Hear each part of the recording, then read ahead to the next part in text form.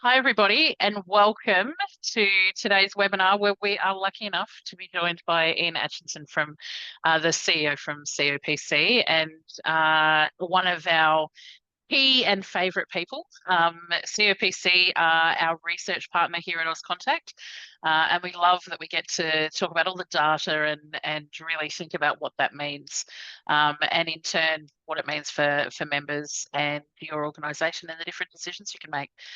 In today's webinar, we will dive into this very cool new tool that Ian's going to take us through. We, gives us that opportunity to really understand the voice of the customer. So we're going to explore that data and really think about what is it telling us and how can you then use it in a meaningful way within your organisation. So in the spirit of reconciliation, Auscontact acknowledges the traditional custodians of country throughout Australia, their connections to land, sea and community. We pay our respects to their elders past and present and extend that respect to all Aboriginal and Torres Strait Islander people here with us today. Today's webinar will run for approximately 60 minutes, and during that time, we hope that the session provides you with some really interesting insights to allow you to think about the things that are in your control and look for ways to support more effective customer interactions and really think about the impact of getting it right. I'm Fran Southwood, CEO of Auscontact and your moderator today. We'll just run through some general housekeeping with you. I encourage you all to interact. The opportunity that you have with Ian here as a captive guest is that you can maximise the benefit you take away. You don't need to take too many notes. The tool itself will give you insights and instructions into how you can use it if you haven't already, how you can access it.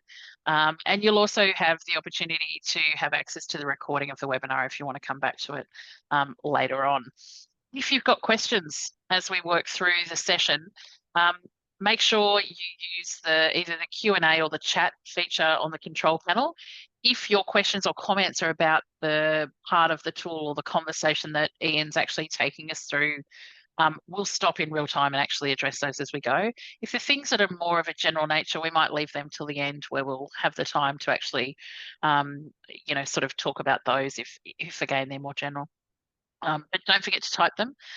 If you're anything like me, I think of great questions, and if I don't write them down, I forget them. So make sure you do that. Again, it helps because it means we can actually address them as we go. If you are listening through headphones or speakers and you have any challenges or issues with your connection, you'll see on the control panel the raise hand button. So if you do that, one of the Auscontact team will jump in and see if they can help you. Alternatively, in your registration email, it would have had all of the phone numbers so you can dial in, though I must say, given we're going to be going through the tool, it's probably much easier to actually be able to see things. I'm going to stop talking and I'm going to hand over to Ian. Ian, we love the fact that we get to work with you guys. You've always got new sets of research coming to the table that are really about helping the industry not just understand, kind of what, whether it's the customer survey or the benchmarking or the salary, really gives us insights into the trends, so what's changing in the environment, but equally, what can we do about it and what do we need to really take away from it? Because quite often we get caught up in this assumption, right? We think things are the way they are without really testing it. So we love working with you. I'm really excited about the session today. I love the benchmarking tool. I must admit, I have been playing in there quite regularly, and probably my favourite new term of the year that I am using any chance I get is resting heartbeat. I love it. So I'm going to hand over to you and we're going to get started today. Thanks, Fran. Thanks very much, everyone, for joining us.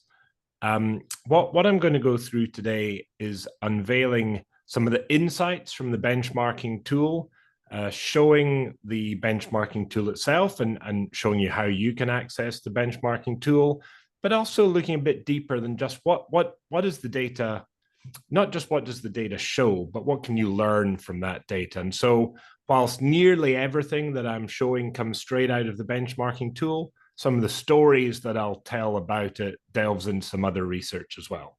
So there are three main things that I want to look at. I want to look at the resting heartbeat of satisfaction. And why that's important is because it helps us to understand how contact centers can really serve as the frontline ambassadors of a brand or of an organization. And though the contact center is capable of significantly adding value to the relationship with customers, or if we don't get it right, of destroying value. And we can quantify that here. We also want to look at how we measure customer satisfaction and show some benchmarking against that. And also we want to delve into first contact resolution, which is undoubtedly a difficult thing to measure in the industry. So we thought if we can give some benchmarking around that, it would help people here.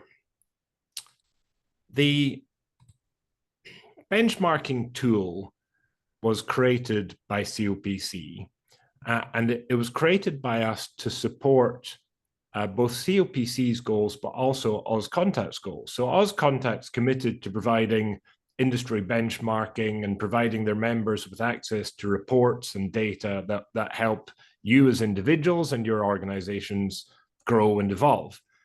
COPC is also committed to supporting the industry through sharing of best practices, through sharing of benchmarking data, through sharing of research. And COPC is the official research partner of Auscontact. So this made a whole lot of sense to do this work.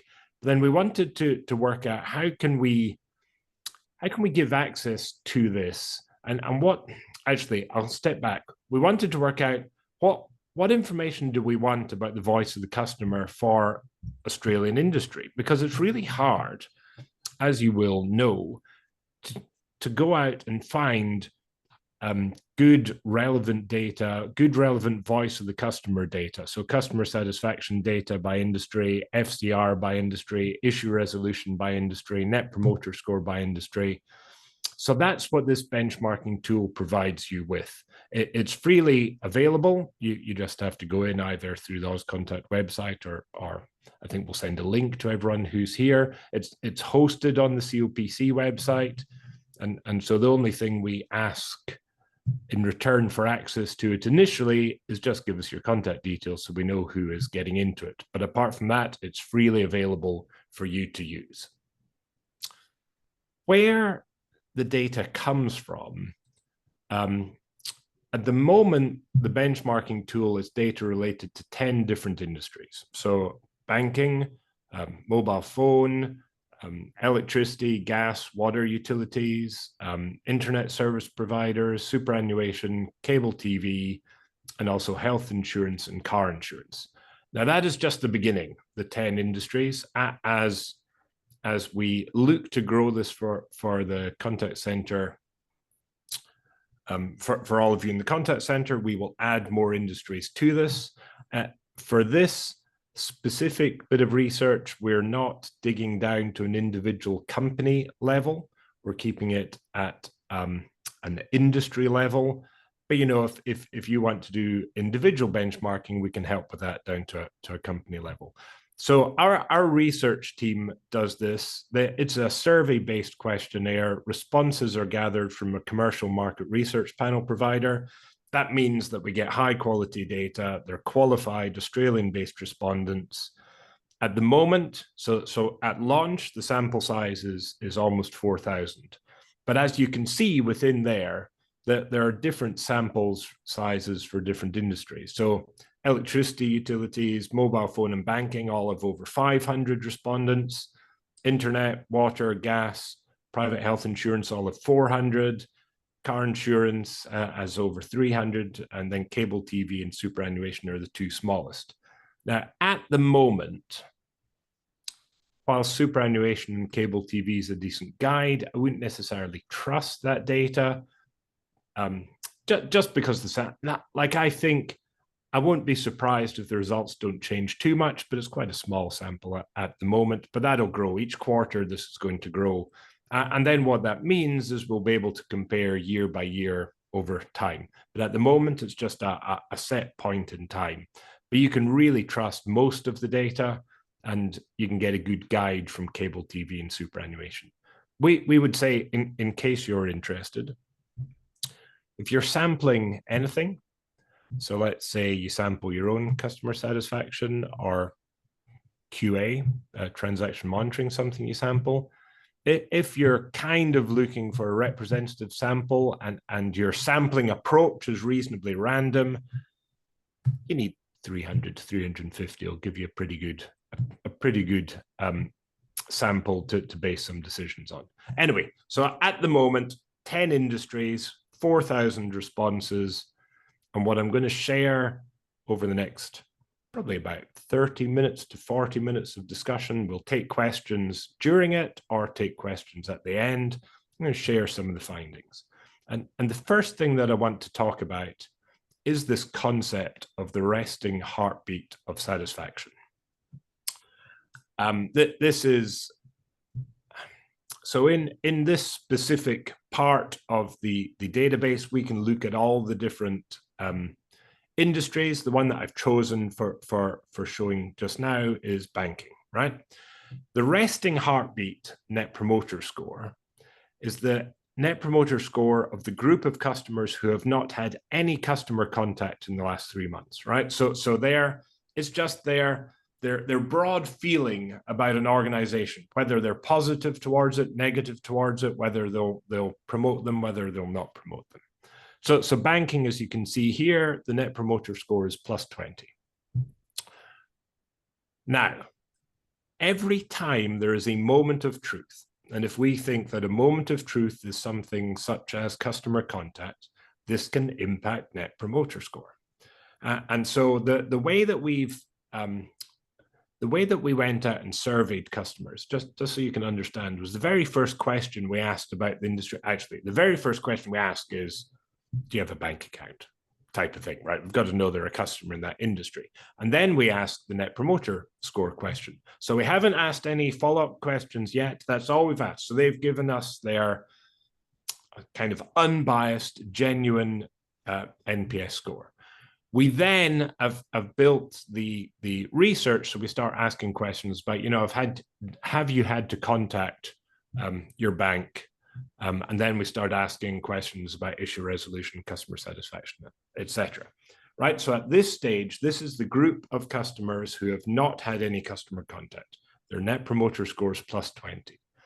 We then take the data and we can split it into two groups. There's a group of customers who've had customer contact and they say their issue's been resolved. And there's a group of customers who've had customer contact who say their issue has not been resolved. And so what is the impact on issue resolution on net promoter score? That's what this part of the benchmarking tool is showing us. So if they have a contact and the contact is resolved, that group of customers in banking, their net promoter score jumps up by 10 points, jumps up to plus 30. If they have contact and it's not resolved, that drops down to minus 12. Okay, so what this is showing me, if Fran, you'll remember, everyone on the call will remember that there, like 25 years ago, in fact, for the last 25 years, people are still saying it. They're trying to work out how can we turn the contact center into a profit center rather than a cost center, right? And what that turned into was people looking for ways to sell things or upsell or cross-sell.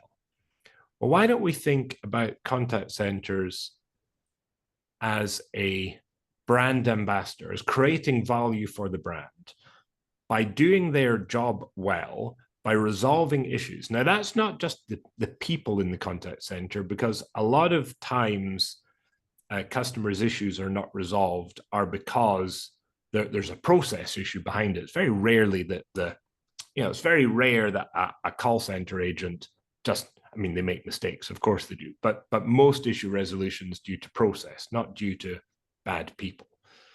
So the contact center, though, can build better processes that allow issues to be resolved. And in the banking industry, the group of customers who had their issue resolved, their net promoter score was 10 points higher than those who'd had no contact.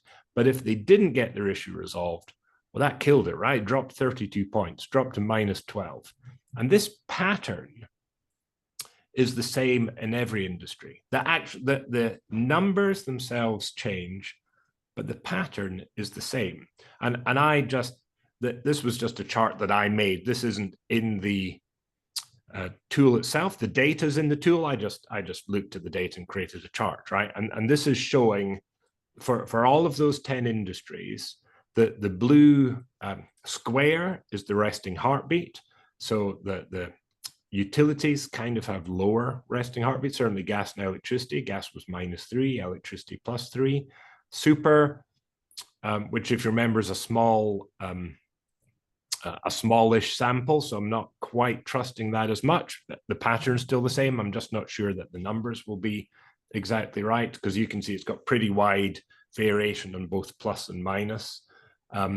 Internet was +8, water +9, cable +10, mobile phone +14, health insurance +14, banking was one of the best with +20, and car insurance was +21. And all of them, though, if the issue was resolved, the satisfaction, otherwise thought of as net promoter score in this sense, went up. If the issue was not resolved, it dropped down. So there is a huge scope. No matter which industry we are in, there's a huge scope for the contact center to be able to support adding value to the brand or adding value to that organization. And a contact center doesn't need to sell something. It just needs to change the opinions of the people who contact them. And the reason I'm saying that is because, so if you go back to the resting heartbeat analogy, if you think about customer contact either as a quick piece of exercise, sudden spurt of exercise, your heartbeat races, but over time that comes back to the resting heartbeat, right? The same thing is true with customers' opinions about your organization. So if they have a really good contact, really good as in their issue is resolved, they're going to be feeling pretty good about you. But that doesn't last forever. That doesn't change their opinion forever. It does change their opinion for a while. And this is not COPC's research. This is from an academic paper that was released a little while ago. And this was looking at the effect of customer satisfaction. Now, we have some data on CSAT, but I'm just using Net Promoter Score as the proxy for satisfaction. And they could see that as soon as the customer was satisfied with their interaction with that organization, their change to being loyal jumped up quite a long way, but over about 40 weeks, it dropped back to what it was before. So in this study, the resting heartbeat got back to where it was after about 40 weeks. And that was both for customer loyalty and for willingness to pay, which is a way of being able to either sell new products, extra products, or increase pricing. So satisfaction has real business, or better Net Promoter Score has a real business impact, but it does come back over time.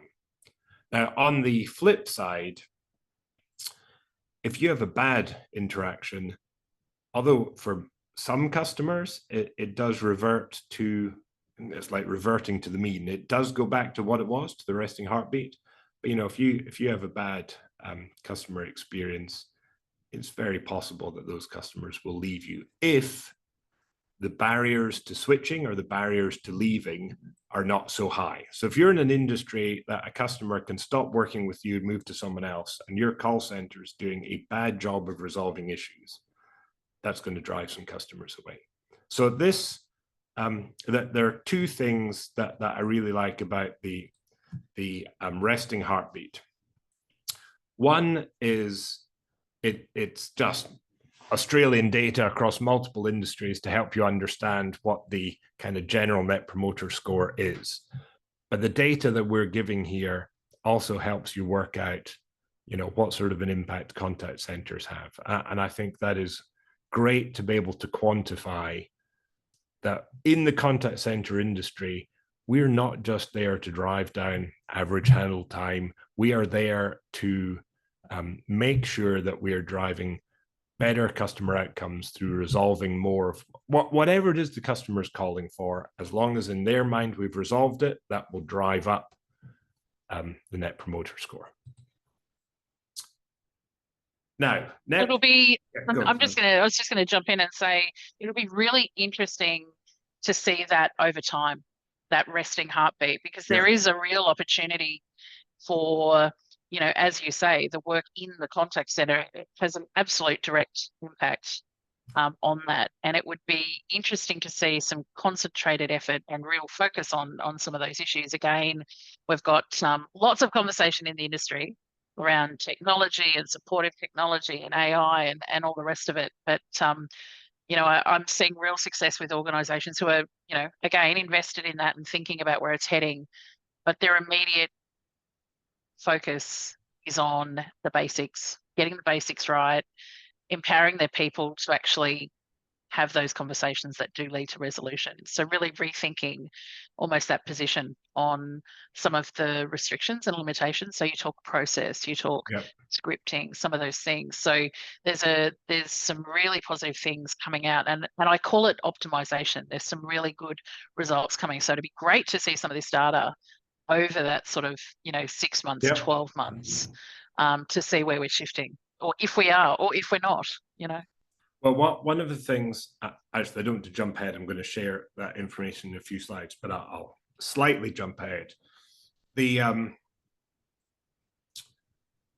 Because what I think we need to do is work backwards from what does the customer want, right? The customer wants their issue resolved, and they don't.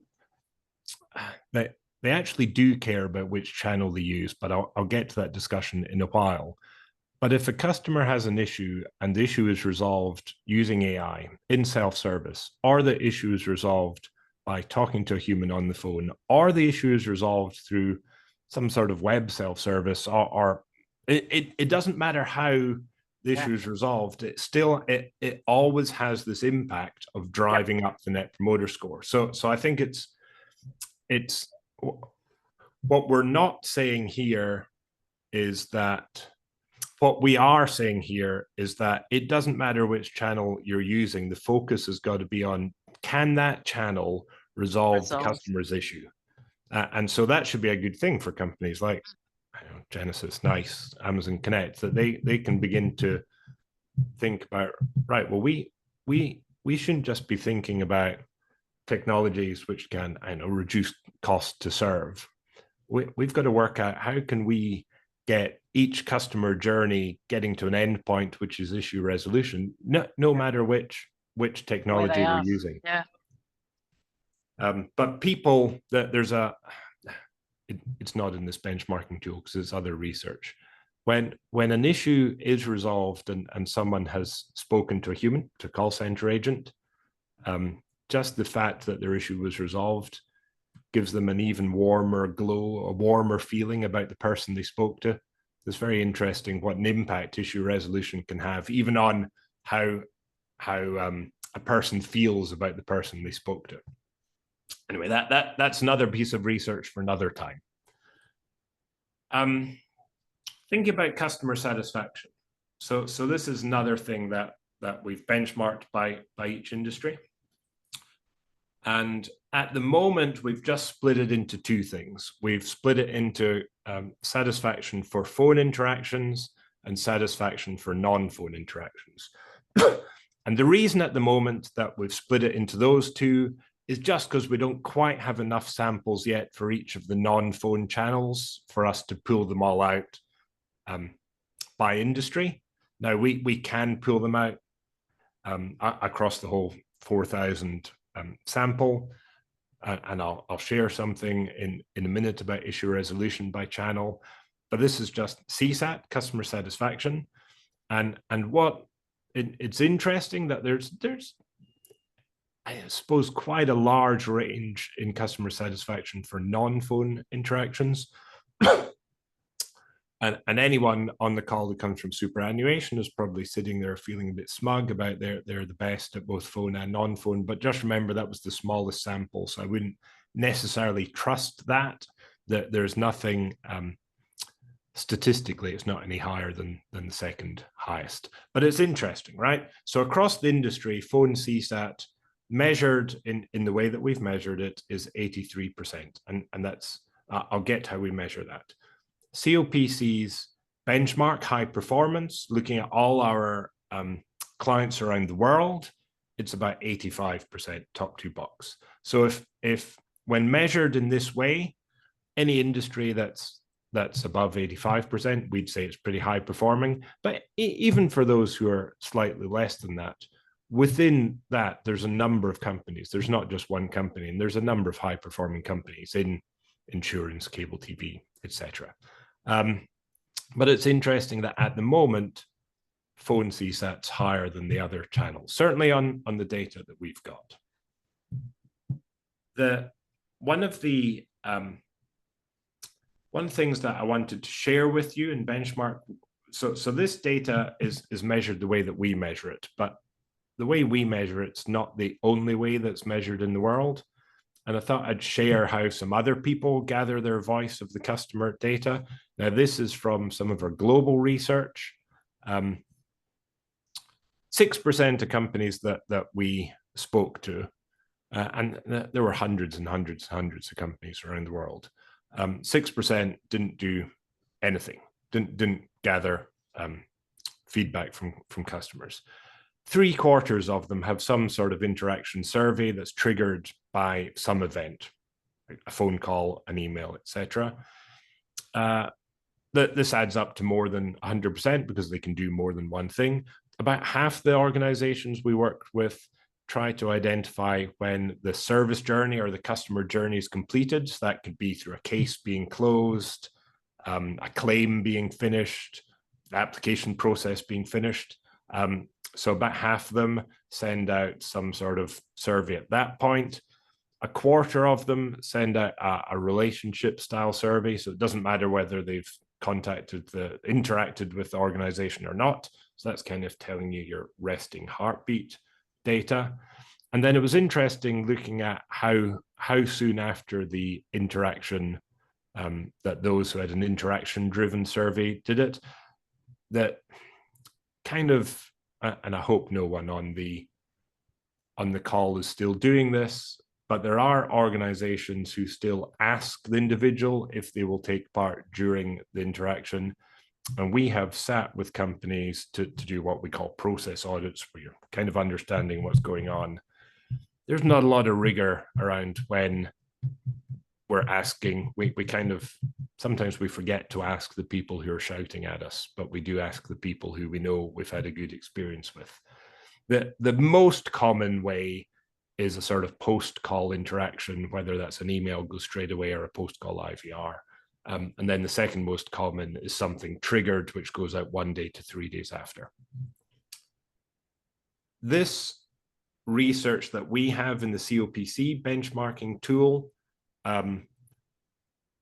it is really a relationship style survey, but we also ask whether they've had an interaction. So it's a combination of both. And the reality is that it is any point from 1 day after to more than 14 days after the event, because we just ask, did you have a contact in the last couple of months? So that just so that you can benchmark where this data and this tool comes from compared to what you might measure in your own organization. If you're not measuring anything, come and talk to us and we'll help you. Now, specifically, the scale that we use, we at COPC, for customer satisfaction, we measure and we ask our clients to use a 5-point scale with a neutral midpoint. The specific wording in this survey is very satisfied, satisfied, neither satisfied nor dissatisfied, dissatisfied, and very dissatisfied. And the specific question itself, it's part of a flow in the questioning, but it's based on your most recent interaction. Overall, how satisfied are you with X, Commonwealth Bank app, whatever it might be. The way that we calculate the satisfaction is it's the total number of responses who said they were very satisfied or satisfied divided by the total number of responses. That gives us the percentage that you see there. And so if there's 100 responses, 87 of them are satisfied or very satisfied, that's 87%. So that's how we get that data. So if you're benchmarking your information against the voice of the customer Auscontact tool, just bear that in mind, because maybe your company measures it slightly differently. You might use a 4-point scale, a 7-point scale. Like Net Promoter Score, you might use an 11-point scale, which could lead you to ask the question, which scale is the right scale? Which is a very good question. The answer is a 5-point scale with a neutral midpoint, because that's what we use. But actually, there isn't a right scale. Some scales are more predictive of future behaviors than others, and a 5-point scale does as well, if not better, than any other scale, and that's why we use it. There's a number of academic papers out there which have done comparisons between it. They are all accurate in measuring satisfaction, but you don't want to just measure satisfaction. You want to be able to use that as some way of predicting some sort of future behavior. And so the 5-point scale is pretty good at predicting future behavior. Anyway, that's satisfaction. So the first two things we can look at in the benchmarking tool is Net Promoter Score, customer satisfaction. We have customer satisfaction for phone. We have customer satisfaction for non-phone. And by non-phone, that includes web chat, email, face-to-face, messaging system, and I think I can't remember, some other things as well. Right, the next one I want to share, so the benchmarking tool also includes information about issue resolution and first contact resolution. We've already shown from the Net Promoter Score how important issue resolution is. And I want to share some data now. The issue resolution data, I think you'll all be okay with, but you might be a little surprised by the first contact resolution, FCR rate. So the issue resolution is measured by asking their customer, has your issue been resolved, right? And as you can see, it varies between 94% and 85%, right? So it's roughly 90% is the average, it's not actually the average, it's the total, but it's the average across the industry. 1 in 9 out of 10 customers at the moment of surveying them say that their issue has been resolved. Of those customers, we then also ask, and how many contacts did you have to have or did you make before your issue was resolved? Only 50% of the customers say their issue was resolved in 1 contact. And that is from the customer's point of view. Now, the customer might be mistaken. Sometimes customers are mistaken.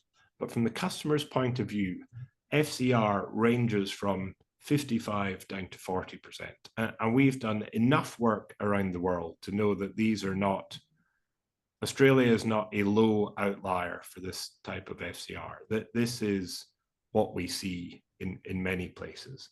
And that comes as quite a surprise to people who work in contact centers for a number of reasons. One is because sometimes you just don't get to benchmark that. It's not easily available. It's hard. FCR is hard to measure. And a lot of organizations have an internal way of measuring it. And typically the internal metrics score higher.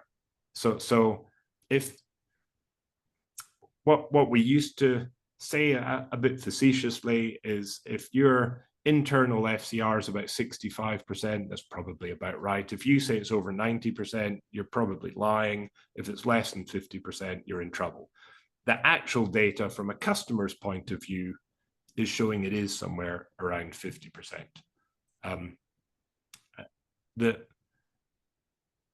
It's a hard thing to measure. And so in the absence of anything else, I would take the customer's word for it rather than an internal perspective on what FCR is. I think you're right though, Ian. There's many ways that internally organisations will come up with very creative and very clever ways to, number one, define it. What do we use? Do we, when we're looking at telephony, I remember the days where we used to say, well, if it's a unique call and they haven't called back within, plus 5 days, therefore it's resolved. And it was a good way to have an easy solution, right? But actually, if that then doesn't help us change and get better and actually build whatever it is we're trying to do, regardless of industry, and it's kind of no point, right? Yeah, and I know that there were companies who did that who would then move it out to 7 days, and suddenly their FCR would get better. But actually, nothing has changed. Just how it's measured was changed. So then it's about saying, well, actually, what difference does it make? So that's where you've got to then use that data, right? Because actually, whether it's 5 days or 7 days by your definition, what's its impact on customer? Yeah. And what's its impact on long term? Either it's, focused on, customer loyalty, participation in whatever they're obliged to actually be participating in. I think you touched on likelihood to pay, things like that. Actually, what's the real impact? Whatever your imagined definitions, as you say, if you move them out, it's really interesting. Yeah. If you aren't looking at why do you care about this?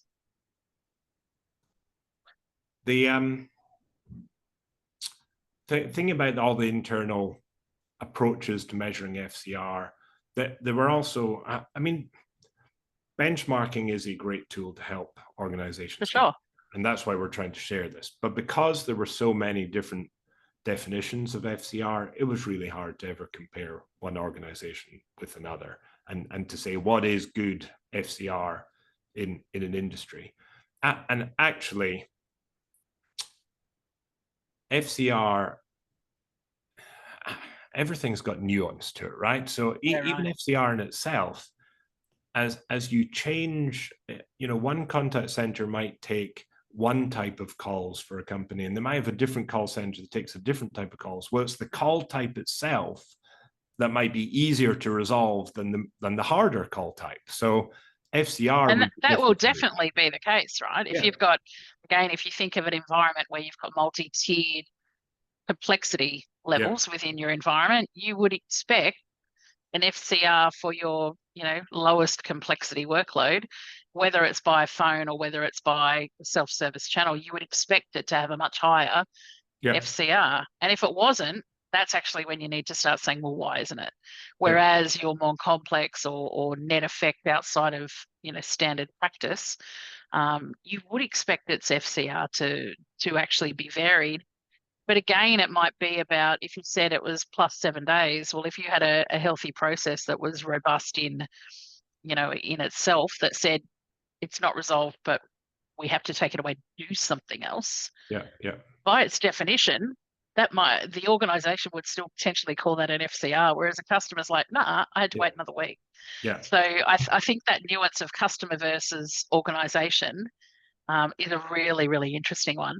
Al's put something up here on the chat just around analytics on AI sync chat, I think he's talking about, would give you a feel on the channel in relation to, whether the same issues have been revisited a number of times, etc. So there's probably some really good opportunities as some of the AI adoption increases to see some of that. But, again, I think the biggest challenge is when you're comparing, like you rightly point out, every organization has a different lens.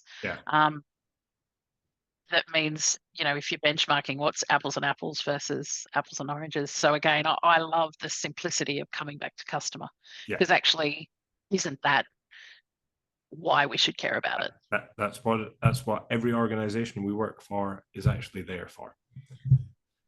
I wanted to. Oh, he didn't actually mean AI. He's saying he's got AI on the brain.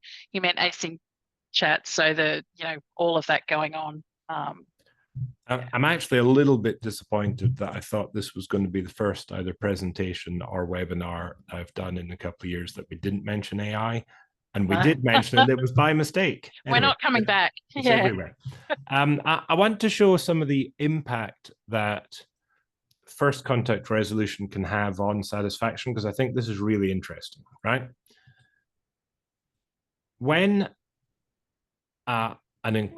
customer's inquiry issue is resolved in one contact, the top two box satisfaction for that group of customers was 91%.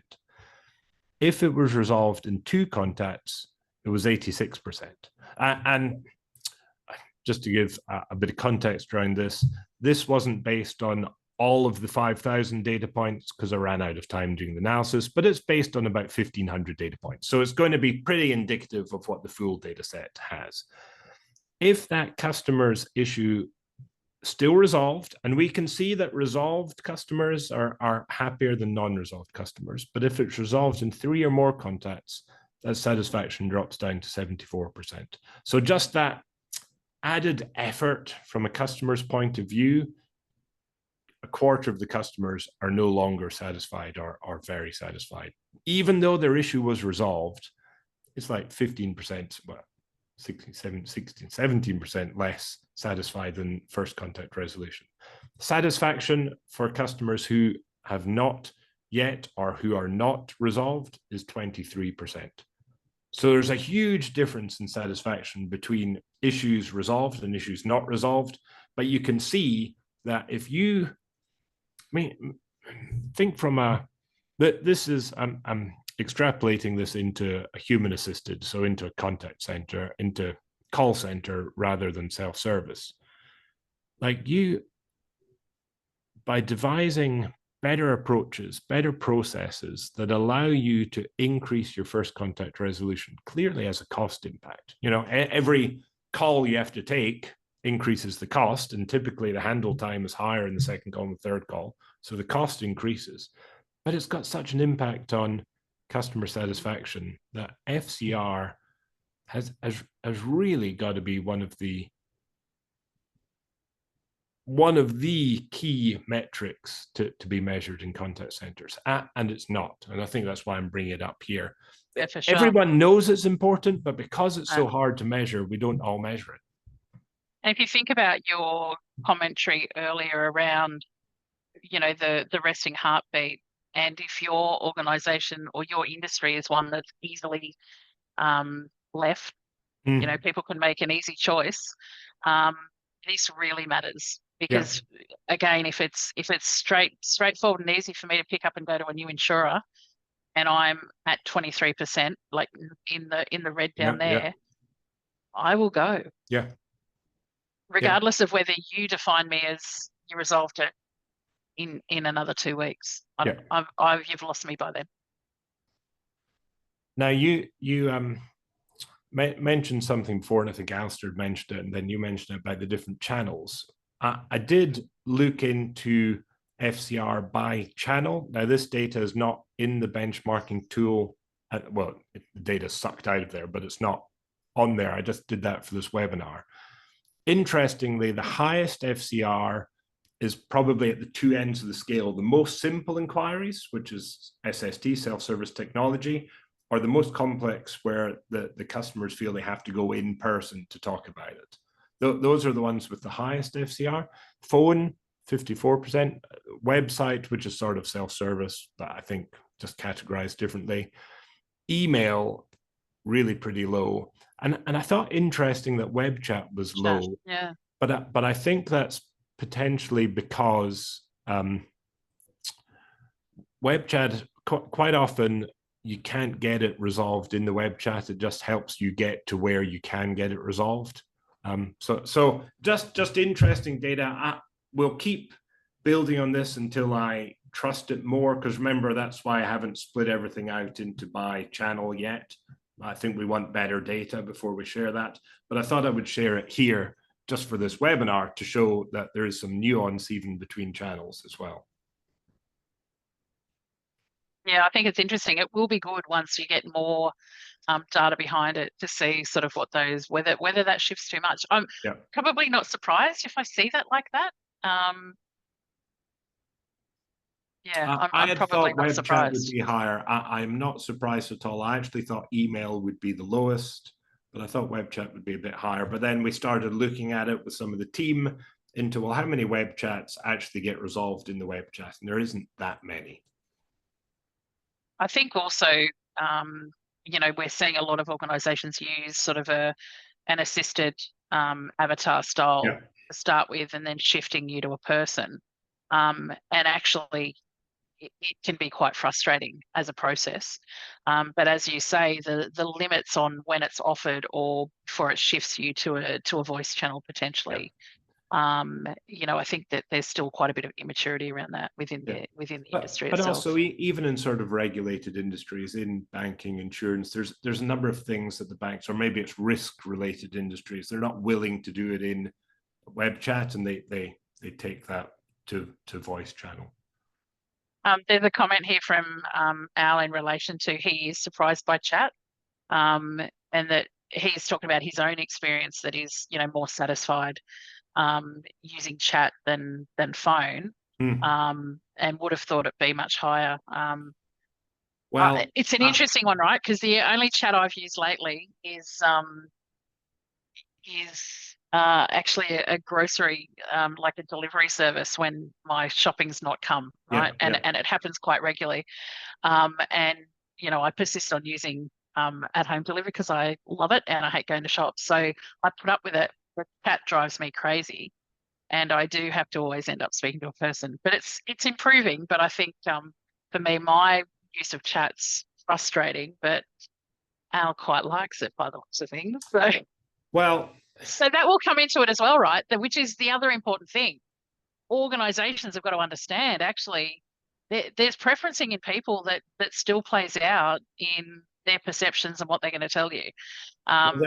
it Yeah, ties into some of the research that we just released last week, the benchmarking yeah, report that we did. And one of the questions in the benchmarking report is asking people what their preferred channels are, right? But the question itself says, if your issue would be resolved, which channel would you choose? And for the first time ever in any country that we've done this same research in, email came out as number one in Australia when we did this one, right? Just a touch ahead of voice. Typically around the world, phone, voice is first, email second, web chat's third.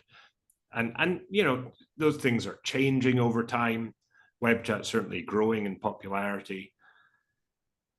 But that question itself is a bit misleading. It's not misleading, but it lacks the nuance that you need to run good operations. And I just want to share something not from the benchmarking report, but from some other analysis, some other research that we did into this, where we asked about 50 different scenarios. So we got 200 end users, customers, consumers. We asked about 50 different scenarios, and we can break them down into, this is so a scenario like you want to know your bank balance, or you want to buy a ticket to a sports event, or you want to change your appointment at your dentist, or you want to open a new savings account, or you want to make a complaint about service you got on a cruise ship, or just a whole range of different journeys. We kind of took it from, based on lots of clients we have, we took it from some of them.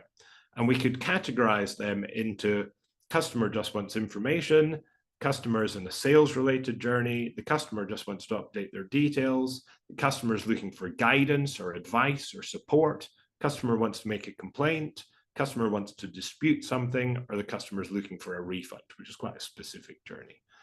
And it's very interesting that self-service technology is by far the channel of choice for if the customer is just looking for information, or they want something transactional, or they just want to update details. As soon as it gets a little more complicated, or a little more personal, or a little more urgent, or a little more financially related, so their smartwatch isn't working, they want advice. Well, they want that fixed now.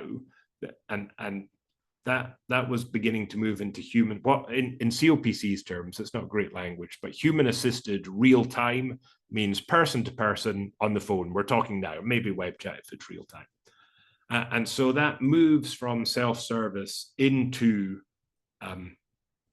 needing to talk to someone when you've got those issues.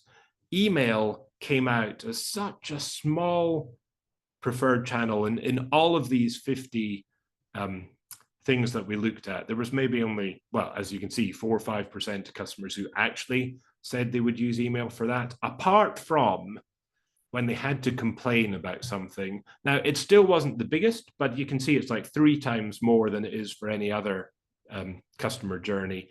And I suppose that's just they felt like they want to put their complaint in writing, and so they feel that email is the way. So this whole channel strategy thinking, it's not necessarily it, and it was Alex Boland who came up with this, but I've now stolen it for myself.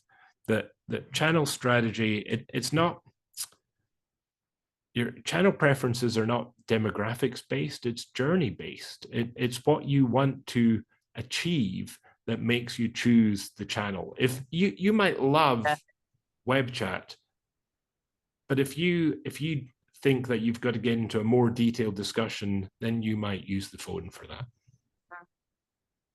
No, I like that. And it's, as you say, situational determinations are, yeah, I think that's a really good way to look at it.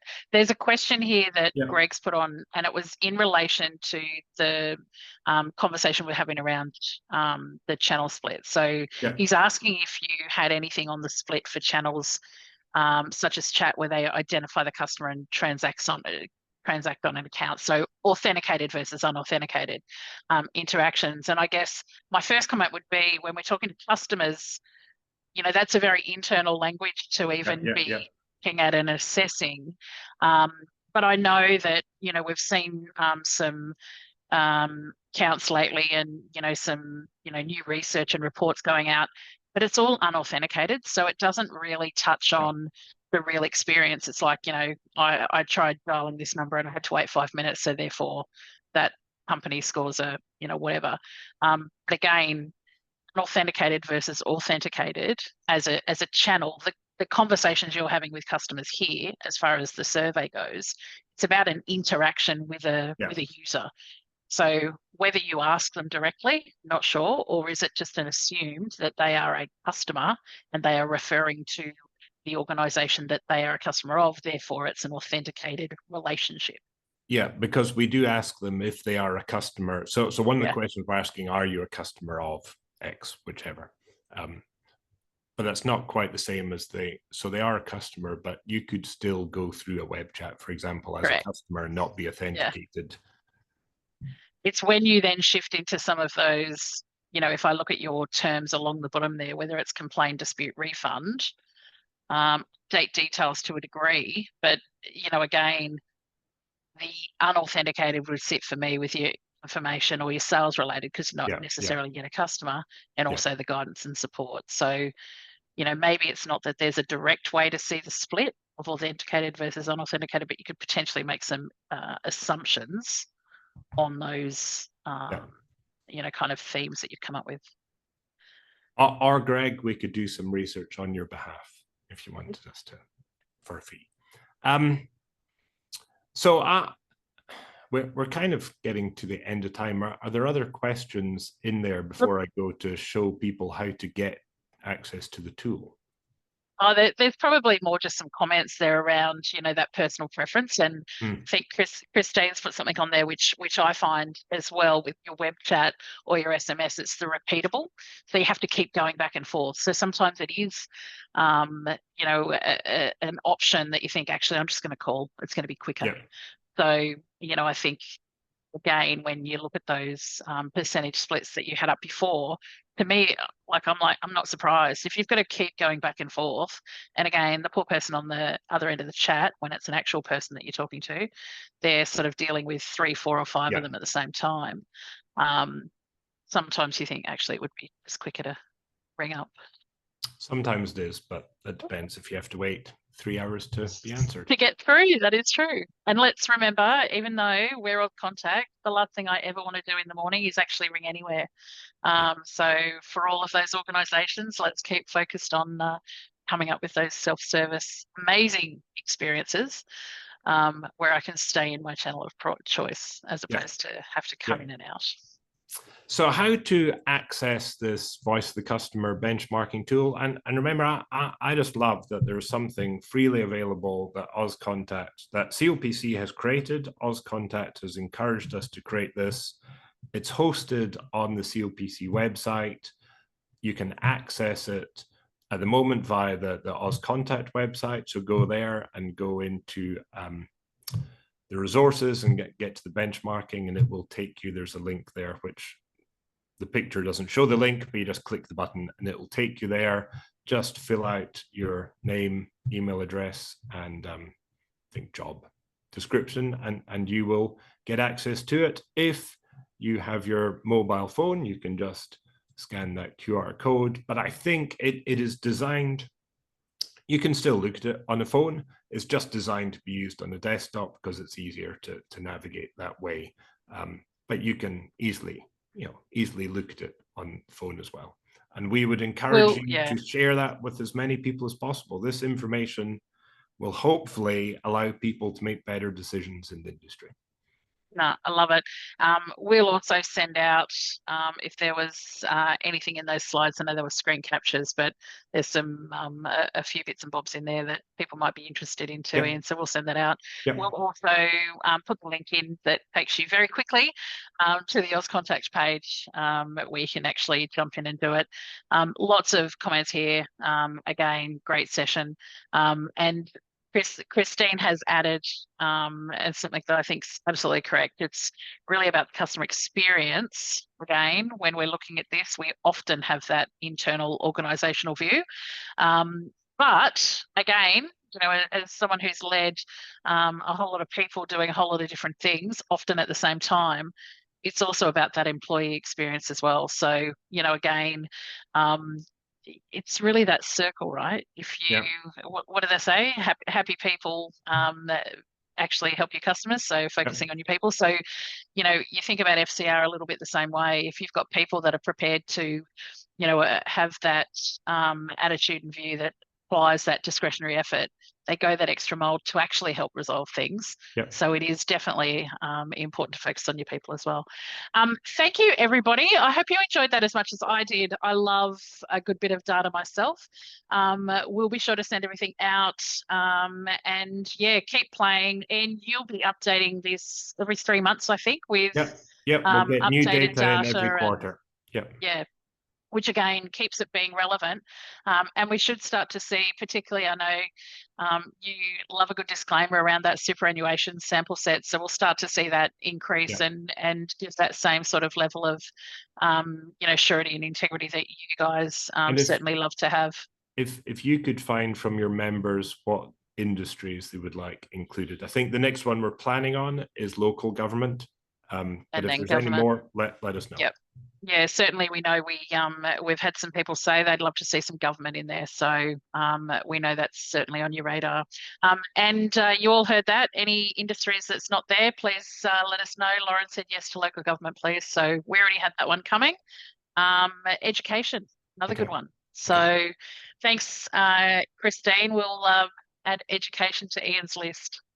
Thanks, guys. Hope you have a fantastic rest of the day, and we'll talk to you all soon. Insurance, which is in there. I think someone's just called out. Yeah, insurance is there. Okay. Excellent. Thanks, Ian. We'll talk soon.